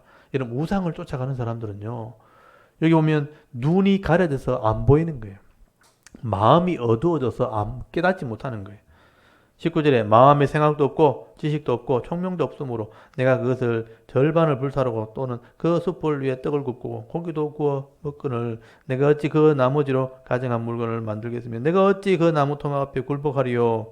말하지 아니하니 그는 죄를 먹고 허탄한 마음에 미혹되어 자기 영혼을 구원하지도 못하며 나의 오른손에 거짓 것이 있지 아니하냐 하지도 못하느니라. 그러니까 잘못된 우상을 만들어 놓고 신이라 하는 것이 잘못되었다는 것도 말도 못한다는 거예요. 어리석다는 얘기죠. 그래서 여러분 이렇게 스님이 그 공부를 많이 하고 아무리 참선을 많이 한데 그 사람 손으로 만든 그 우상에 절하면서 왜 이런 말도 못하는 거죠. 자기가 고기를 구워 먹고 나무에 구운 고기를 먹으면서 그 죄를 먹는 거나 마찬가지거든요. 죄를 먹으면서 허탄한 마음에 미혹되어 자기 영혼을 구원하지도 못하며 나의 오른손에 거짓 것이 있지 아니하냐 하지도 못한다. 이런 말도 못하는 어리석은 사람이 우상을 섬기는 사람이다. 그 반면에 21절 야곱아 이스라엘아 이 일을 기억하라. 너는 내 종이니라. 내가 너를 지었으니 너는 내 종이니라. 이스라엘아 너는 나에게 잊혀지지 아니하리라. 내가 네 허물을 빽빽한 구름같이 네 죄를 안개같이 없이 하였으니 너는 내게로 돌아오라. 내가 너를 구속하였으며 줄을 쳐놓으세요. 내가 너를 구속했다. 값을 지불했다. 구름같이 많은 죄를 안개같이 내가 사하였고 내가 값을 지불했다. 23절 여호와께서 이 일을 행하셨으니 하늘아 노래할지어다 땅의 깊은 곳들아 높이 부를지어다 산들아 숲과 그 가운데 모든 나무다 소리내어 노래할지어다 여호와께서 야곱을 구속하셨으니 이스라엘 중에 자기 영광을 나타내 줄 것이미로다. 네 구속자여 모태에서 너를 지었나 여호와가 이같이 말하노라. 그래서 하나님이 자존심을 그랬죠. 내가 너를 낳았다는 거죠. 모태에서부터 너를 지은 분이 여호와라는 거죠.